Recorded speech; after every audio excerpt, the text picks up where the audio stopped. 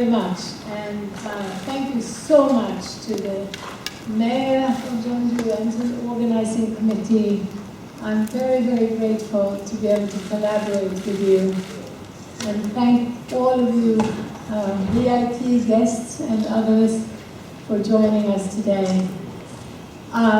Many of us think this is a historic event. We see that around the world there is a huge demand now for a different direction to the economic system. There is a lot of dissatisfaction with the current system. There is also the clear awareness that environmental limits are forcing us to move in a different direction. And we think that Jeonju is going to lead the way for many other city governments and soon to follow, we hope, national governments to change direction. I believe that it is very important that we look at the system we have today in a holistic way, in a systemic way, in order to get to the root causes. We must not simply add on a new indicator, a new happiness indicator to the current system. To some extent, this is what's happening, is that happiness is becoming an add-on, a new index. No, we need to look much more deeply, and that means, as I said, examining the current system. Fundamental to the current economic system is a process of distancing production and consumption, creating bigger and bigger distances between the producers and the consumers. In order to see how and why this has happened, we need to go back to the beginnings of the modern economy. And the modern economy started with traders from Europe having the world as their playground. They enslaved people, there was genocide, and later colonialism. This is the foundations of an economy where global traders have an advantage over local traders. As we look at this system, we're not going to be helped by recrimination, by trying to blame those who are in big trading banks or multinationals, or blame particular governments or particular groups of people. However, I think in a compassionate and clear way, we need to examine the system as it is and the structures as they are, and look at how we might change direction, as I said, change the path in order to move away from a system of bigger and bigger distance towards shortening distances. It would not be possible for a large corporation to produce on one side of the world where people are paid maybe $1 a day and sell in another part of the world where people are earning $100 a day. Some of them, if they are financial traders, may be earning $1 million a day. Now this division, as I say, has its roots in this system of slavery and colonialism. We are not going to overnight do away with multinational banks or corporations, but I think the time has come for us to realize that we can start shifting subsidies, taxes, and regulations to eliminate what is in effect monopolistic activities and structures. So I believe that the economics of happiness, as I said, needs to be starting from a very big picture evaluation and understanding of the current system. And as we start taking incremental steps to shift towards a level playing field so that big global business don't get an unfair advantage and local smaller businesses have the opportunity to survive and to create, to innovate, to be players in economic activities where in many cases small is truly beautiful. I hope that most of you are familiar with the book Small is Beautiful. Small is Beautiful by Schumacher, a very wise, holistic economist, German-born but working in England. It's a book that greatly influenced me. As a woman alone in Ladakh, I would probably not have had the audacity to suggest to the Indian government that there might be a different development model based on decentralized renewable energy. Had I not read Small is Beautiful in my second year in Ladakh,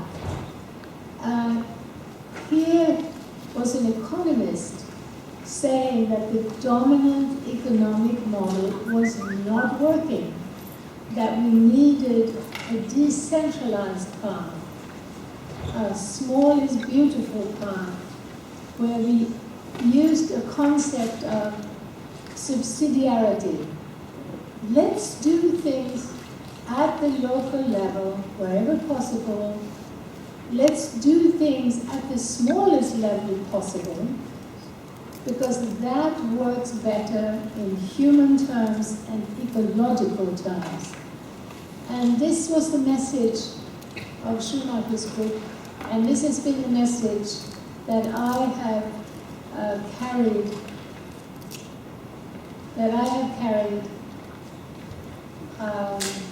Sorry, should I stand up? It's okay. Yeah, stand up. I can't take it off, I might sit a bit. Maybe do take it off. It's okay. No? Okay. So, that's the right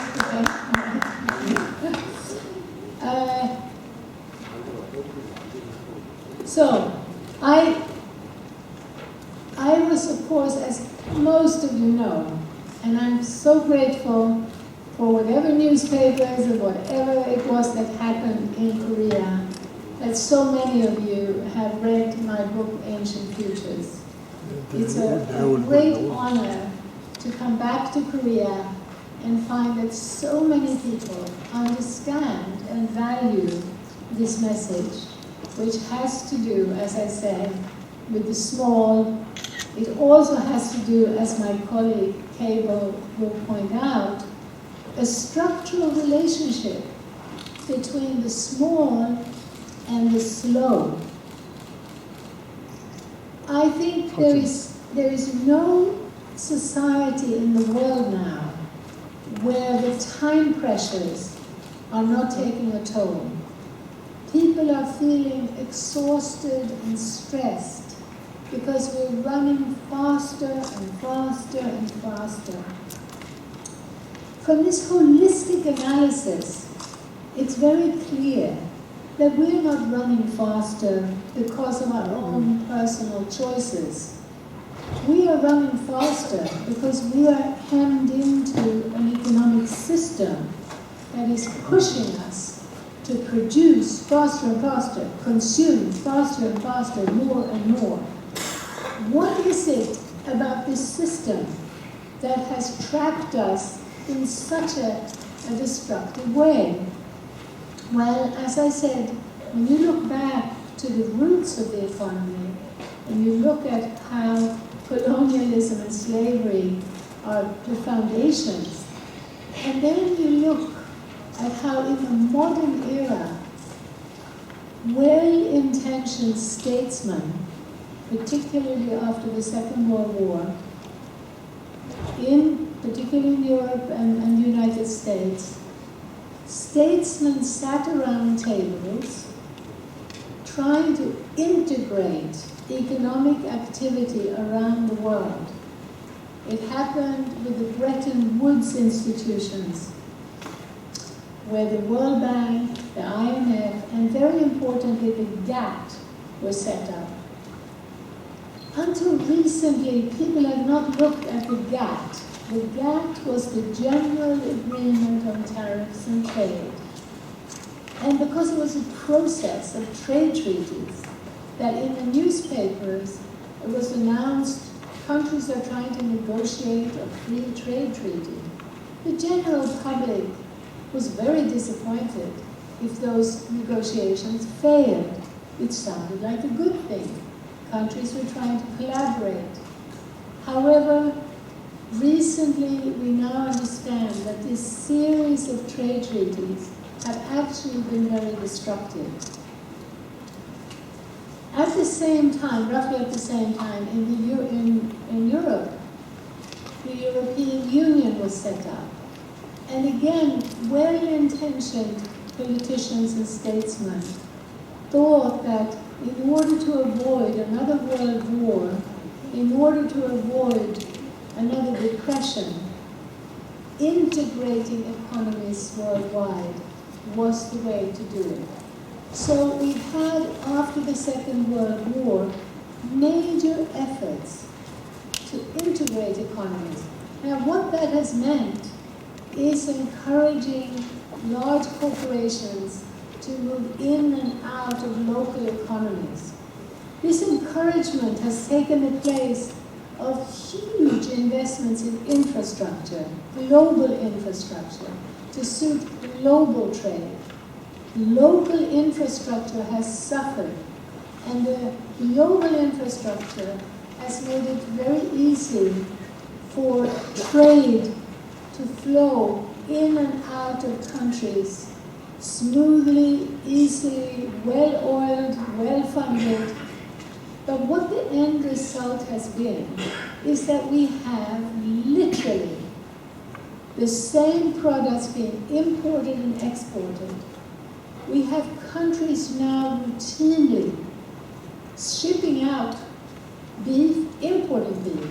The United States exports, well, the last time we looked, it's probably more now, the last time we looked, it was 900,000 tons of beef, and imported about 900,000 tons of beef. The UK exports as much milk and butter as it imports. And then we have, on top of this, incredible, redundant, wasteful, energy-intensive trade, which does not only involve masses of energy for the transport, but because of long distances, we have more and more packaging, more and more refrigeration, more and more preservatives in our foods. And we have situations where the UK will fly shrimp to be peeled in Thailand, flies back again. Norway flies fish to be deboned in China, flying back again. Apples are flown from the UK to South Africa to be washed. Without recrimination, without blaming any particular company or individual, we need to have more public information, awareness, and discussion about what this globalizing path means. We need to look at the green cities, Bristol to Jeonju, in the light of that systemic shift. So let's not look at the city in isolation. Let's look at the city's relationship to all the soils and the water, the real economy of the living earth. Let's re-establish the link between the city and the land that used to be there. Let's shorten distances where it makes sense. And above all, localization means place-based economic activity. Now that means at a national level that we would like to see new treaties where governments collaborate in order to agree that it serves the national interests, plural, around the world, to keep their multinationals at home, place-based. Samsung needs to have its place in South Korea, General Motors in America. The trade treaties currently governments are signing on to them to say that foreign corporations have more power than national governments. There are now clauses in the trade treaties that say, they're called ISDS clauses, Investor-State Dispute Settlements. And in those clauses it says, you government will be sued if you do anything to inhibit the anticipated profit-making activities of foreign banks and corporations. So already now, because of trade treaties, we have governments being sued. Right now, a Swedish nuclear power company is suing Germany because Germany decided after Fukushima to abandon nuclear power. So the Swedish nuclear power company is suing the country of Germany for 3.7 billion euros. This is not a state of affairs that I think any sane person would agree to. But we have developed systems that are so big and so abstract, and there's so little knowledge about the fundamentals of the economy, which really now threaten the fundamentals of democracy, of society, of Gaia, of the living earth. We allowed the economic system to become bigger and bigger and bigger. And the main reason I maintain is blindness, ignorance. Ignorance at the grassroots, ignorance at the middle level, and even ignorance at the global level. There are very few promoters of free trade who actually know what these treaties say. It's a dogma, it's an idea that communism didn't work, so we need freedom for business. What is truly wonderful about localization is that it goes beyond communism and capitalism. It goes beyond left and right. It goes to the heart of what people care about. The heart of what people care about, number one, is human relationships across the world. People want good family and social relationships. It goes to the heart of our need to reconnect to nature. Key terms in the localization movement are ecology, community, spirituality. Spirituality is about the fundamental oneness of life, the interdependence, and that sense of union with nature and others is what we call love, and it is what makes us happy.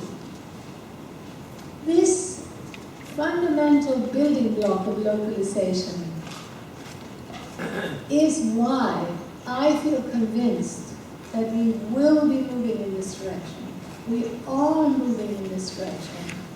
At the moment, it's from the bottom up.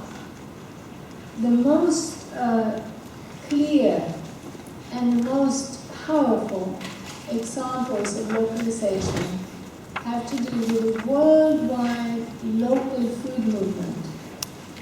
Many people have realized that they prefer to have their food fresh rather than packaged wherever possible.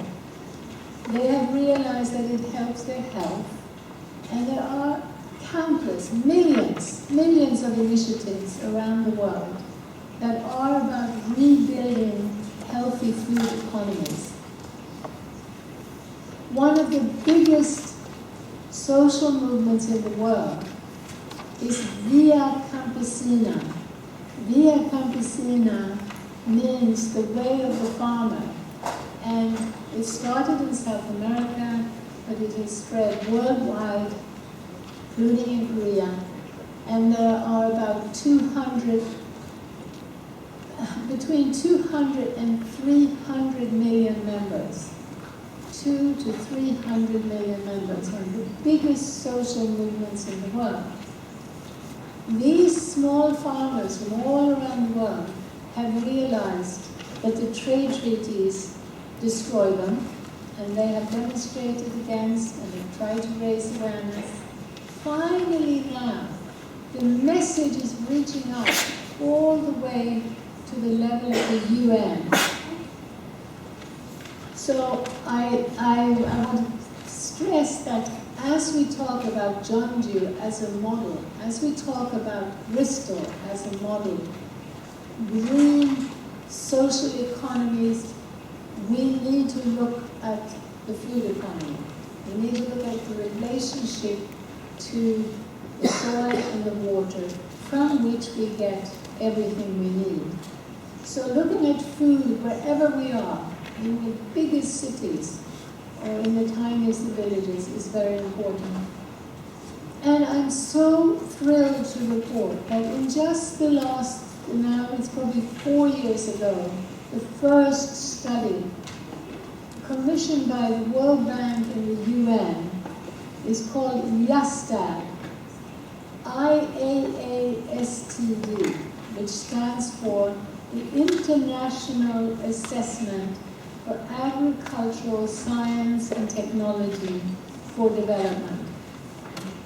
This 3-year study involved 53 countries and about 470, I think, farmers and experts, examining agriculture around the world. The result was the Green Revolution has not worked. We need to shift towards much smaller, more diversified organic agriculture. Very strong message. At the end of the 3 years, the head of the study, Robert Watson was his name, said, if we continue in the direction of the Green Revolution, industrial food production, we will live on a planet no one wants to inhabit. More recently, another study from UNCTAD, United Nations Commission on Trade and Development, articulated even more strongly and clearly, saying that free trade treaties are disastrous for agriculture. We need localization, diversified, small-scale agriculture can produce between 10 times and even 100 times more per unit of land and water. So when we now rethink the economy, don't we have to think of efficiency as being how to reduce the human ecological footprint? Efficiency needs to be completely shifted now to look at the reality of scarcity of resources. As we completely shift our fundamental thinking about the economy, global to local, localization is the only way to go. We will move towards the local. For sure we will. The question is, do we move now before we have more crises? And we are moving, but we need to move faster. We need to get the word out that the building block of the economy is how we use the land, how we use our scarce water. And the smaller, diversified farms not only produce vastly more per acre of land than giant mechanized monocultures, they employ many more people. So again, on this crowded planet with massive problems with unemployment, let's not make the mistake of continuing down the path of using more energy and more technology to employ people. Sadly, most of our government leadership is still following that outdated model, completely unecological model of development, completely anti-ecological model of growth. The idea being, through more energy and technology, we will create jobs.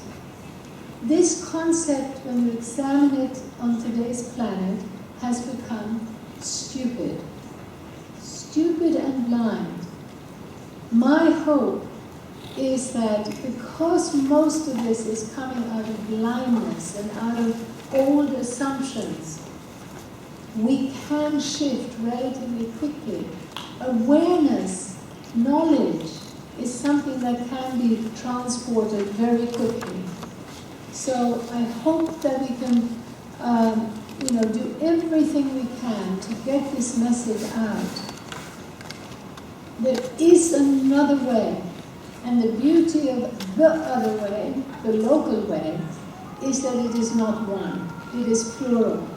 We're talking about adapting economic activity to the diversity of climates, ecosystems, cultures, cultural traditions, languages.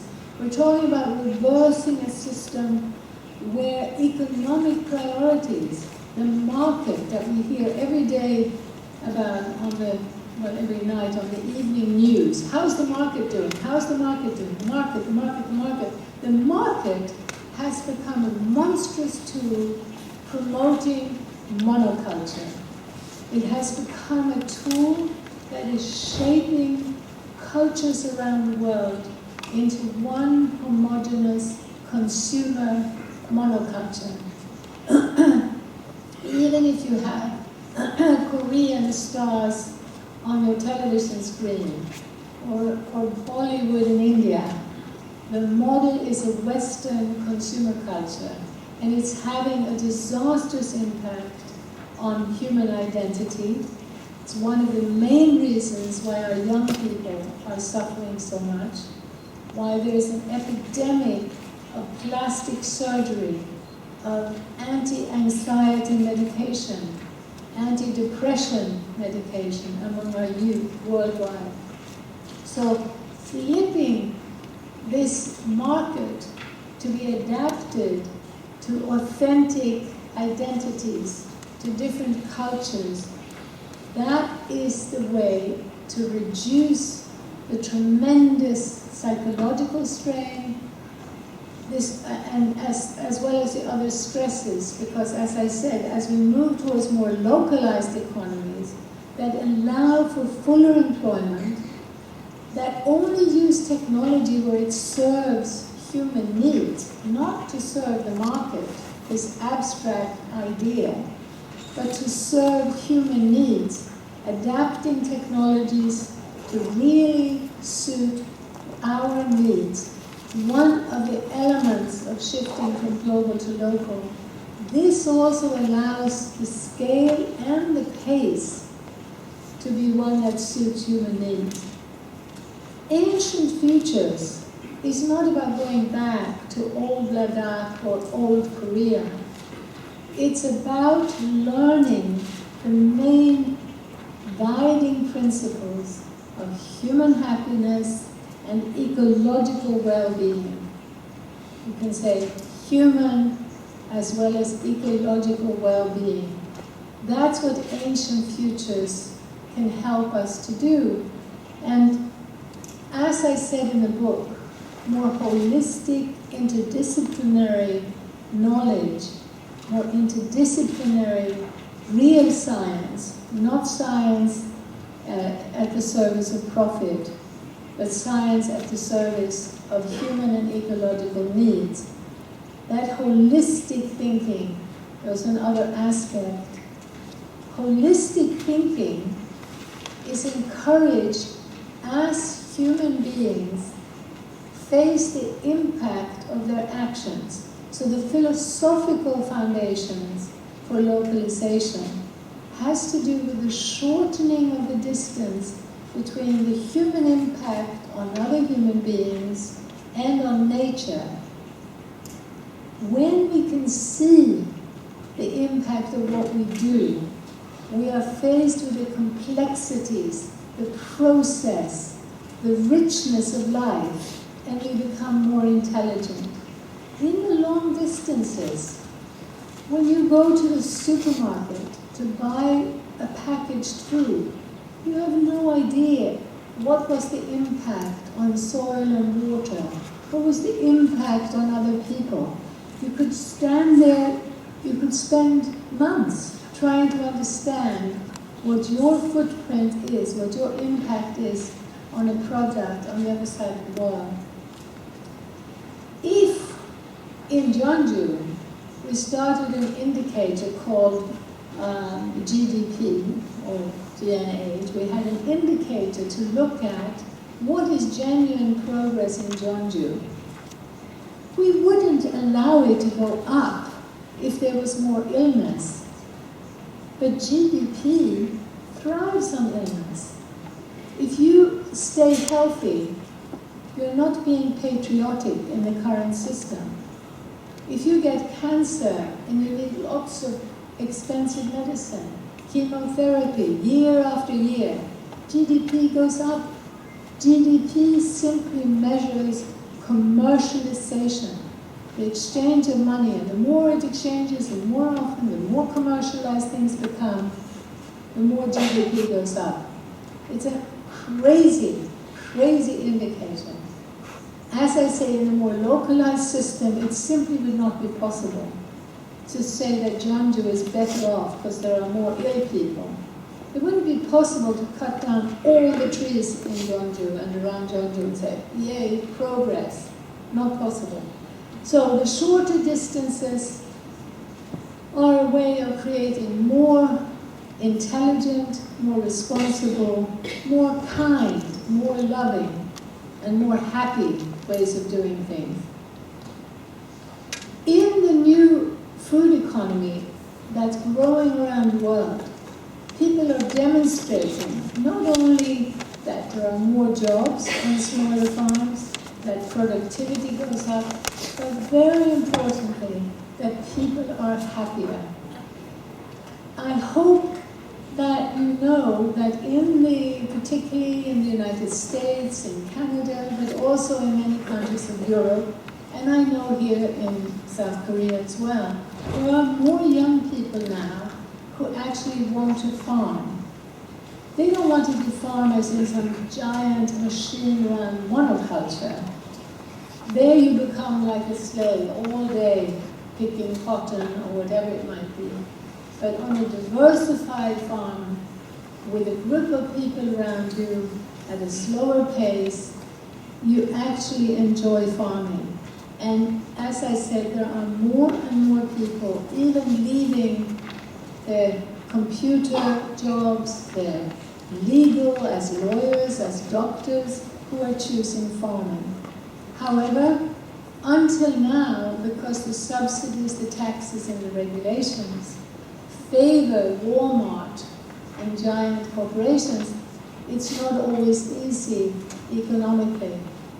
So the key thing about localization is to create the relationship between a group of consumers and a group of producers. So you create a new market where the consumers want to support this And I know this is happening here, but we need more, and we need more support, we need more awareness.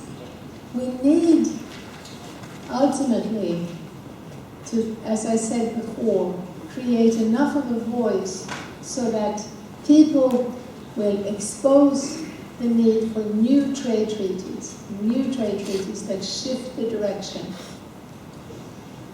We will be hearing more from my colleagues about the fact that it's not just in food that localization is demonstrating so many benefits.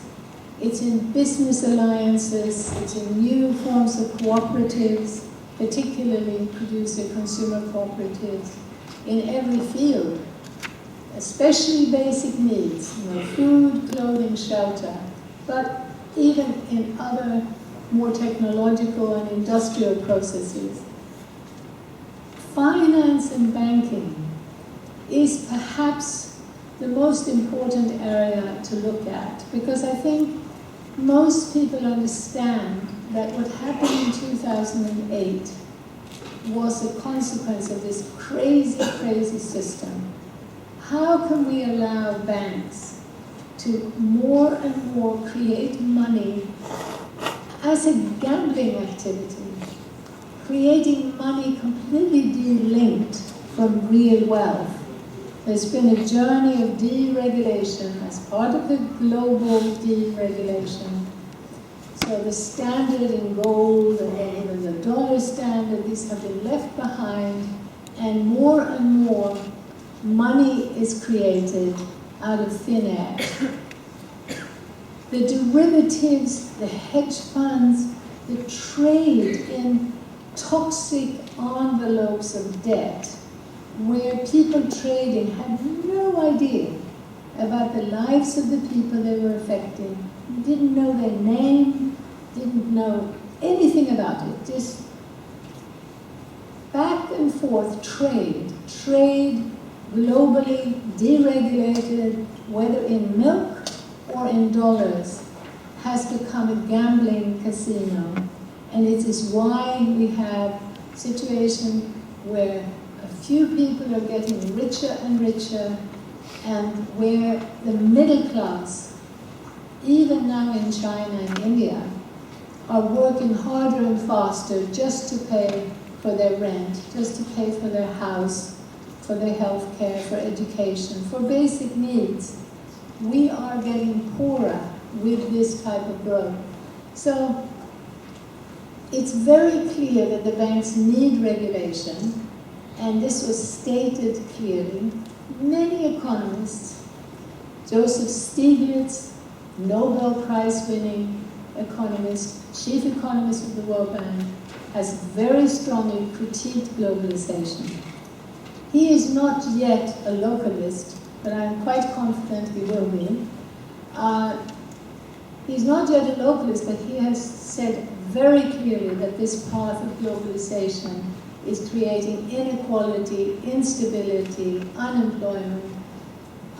So we need to do everything we can to become what I call big picture activists. What can we do?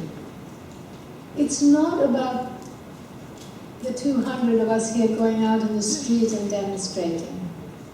It's not about, as I said before, some anger against what? We're talking about an old, big system and outdated ideas. What we can do as activists is commit to spreading the word. There are, on our website, we have a lot of information. We also have links to other organizations. And this knowledge, this picture, is not yet well known by most people. It's a very hopeful picture. We're not only critiquing the current system, we're not only promoting another path. We can show you examples, small examples, but many, many, many examples of how and why this shortening of distances, this slowing down, this place-based development works.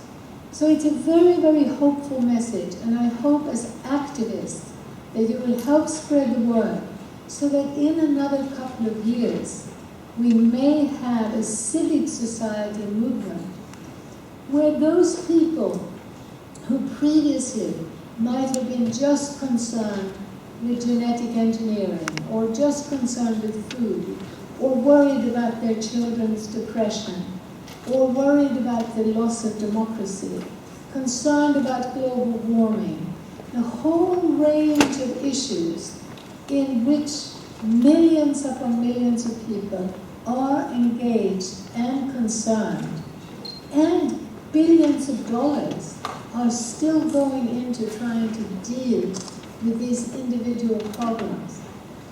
Hopefully, in a couple of years, all those individual activities and groups will have a shared vision, a shared articulated voice that will force our governments to take the people's voice seriously, not blindly following where the billions of dollars are pushing, but listening to the voters, listening to civic society.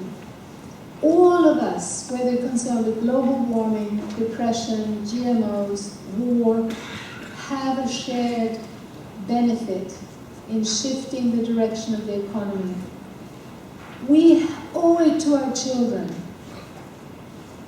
to leave them a viable planet, to allow them to have some kind of meaningful work, and above all, to regain their self-respect, to regain their sense of authentic, genuine individualism, their genuine joy in being alive. We must help them to reconnect in a living, face-to-face culture. So one of the first steps as a big picture activist, as someone who spreads economic literacy, is to try to connect with a few like-minded people where you live, form a group, maybe just 2 or 3, and start rebuilding that more live, that more human culture. Help your children get off the screen. The social media is now being described as the anti-social media. It's become a tool of competition and showing off. Young people, even age 5, are realizing that when they go on Facebook and they see their friends looking very sexy and having a wonderful weekend, they feel like, oh, they're not as pretty, they didn't have as much fun. The screen is separating the face-to-face, the ability to look after someone when they're ill, to share their happiness together. That reconnection is the fabric, the absolute fundamental building block of happiness.